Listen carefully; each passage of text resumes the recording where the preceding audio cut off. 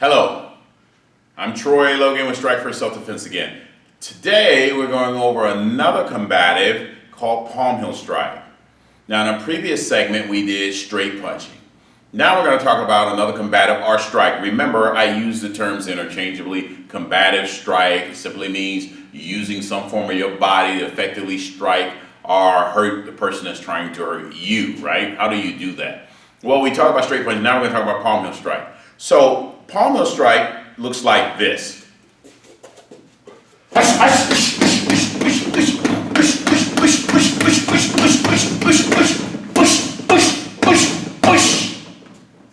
So, palm heel strike can be a very effective weapon.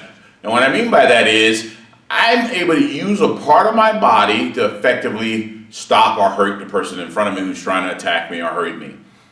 I'm going to do that by striking with the base of my hand. So if you would take your dominant hand and raise it like this, now I want you to touch the bottom portion of that hand right here. All right, that's going to be the striking surface of the palm heel strike that we're about to do. And what I just demonstrated on Bob.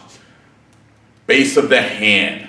We want to strike with the base of the hand. Now your fingers are curled back slightly. We don't want our fingers to get hit or hit something. We want the force of the impact to be right here on the base of the hand. And just like in straight punches, the movement is similar, right? I would say that the only difference between a straight punch and what we call a palm heel strike is you have a wider surface area by which to strike, certainly with the palm heel strike, but also to some degree mitigates the chances of you injuring your fingers, like in a punch when you hit bone structure. The fingers, like I said before, are the most fragile part of the human anatomy. It takes very little to break fingers. So palm heel strike can mitigate that to some degree, okay? So we want to strike with the base of our hand right here. Now, as far as the movement is concerned, it's like straight punches. I want to incorporate as many muscles as I possibly can and making sure that this is an effective strike. But in palm heel strike, I can also focus on some key areas of the human anatomy that can be most effective when striking. And what I mean by that in particular is the nose and chin. Okay? So if I use Bob as an example, when I strike Bob, I'm taking the base of the hand and I'm striking the nose, the bridge of the nose. I want to strike the bridge of the nose. Because if I strike the bridge of the nose, which is, as far as the human anatomy is concerned, it will give to your hand and your arm and your body, right? So a lot of soft tissue.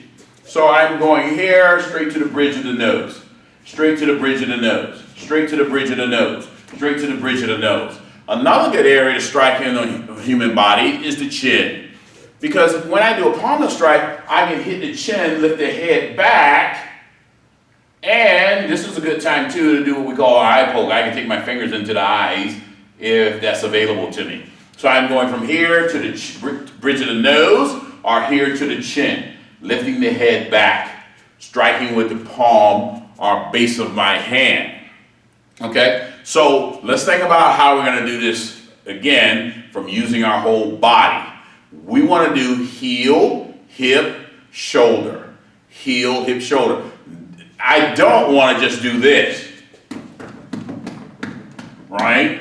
Slap or do some type of patty cake baker's man. That's not going to be effective. It's going to be nearly as powerful, right? And it's definitely not going to stop this guy that outweighs you by 100 pounds, that's bigger than you, right? And that's the thing about bad guys.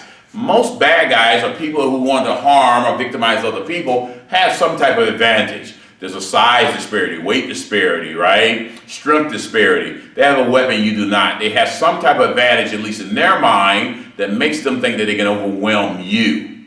So if you're doing something like this and hitting a person that's 100 pounds bigger than you, stronger than you, good luck with that. You're not going to be very effective. It probably tickle them, but it won't hurt them effectively enough for you to do what you need to do and get the heck out of there. Because remember, we only fight to flee. We fight to flee. I want to do whatever is necessary to stop you from harming me or hurting me, and then I'm getting the heck out of there, right? So we're striking with the base of our hand, bridge of nose, chin. Here are the components. Hands are up, we're in our fighting stance. Remember, feet are shoulder width apart, knees slightly bent, elbows in, hands about 6 inches apart, 6 inches from your face, 6 inches to the top of your head, right? Fingers are nice and relaxed. You're not tense. Remember, tension is the enemy of speed. I'm not doing this. I'm nice and relaxed in my shoulders, right? My back heel is slightly up. I'm nice and balanced. From there, I'm going to do heel, hip, shoulder. Remember the trifecta. Heel, hip, rotate that shoulder. So now that kinetic chain of energy that starts at the foot travels through the legs, through the core, through the chest, the shoulders, and then explodes on the end of your strike. Explodes through the end of your strike, right? So heel, hip, shoulder. So again, we're going to go 1 and then 2. And don't worry if you don't have a bob or something like this. That's not necessary. You can do it just like I'm doing it here, right? Where I call you're doing mirror work. You're just hitting the air. This is also called shadow boxing, where I'm just going 1, 2, 1, 2, 1, 2. Notice that my hand that is not striking always stays to my face. 1. See, this hand is here. It leaves. 2. Now this hand is here. So it's always someone here protecting my face, which, by the way, we call our home, right? You would never leave your home unprotected, meaning there's no one there to protect it, and when your hands are down, no one's home, and someone's going to enter your house. So we want to make sure that we're doing this 1, 2. Then think about incorporating the body. Heel, hip, shoulder, heel, hip, shoulder, heel, hip, shoulder, heel, hip, shoulder, heel, hip, shoulder, heel, hip, shoulder. Hand comes back to your face, hand comes back to your face, hand comes back to your face. Now, if you've been following along and you've done straight punches already, now, of course, we're doing palm heel strike. Now's the time to start incorporating some movement into your striking. All right, and this is what it looks like. From my fighting stance, start from a basic fighting stance. I'm going to do what we did when we did the movement portion. 1, 2, and then I'm going to incorporate my strike. In this case, palm heel strike. 1, 2, using my heel, hip, and shoulder.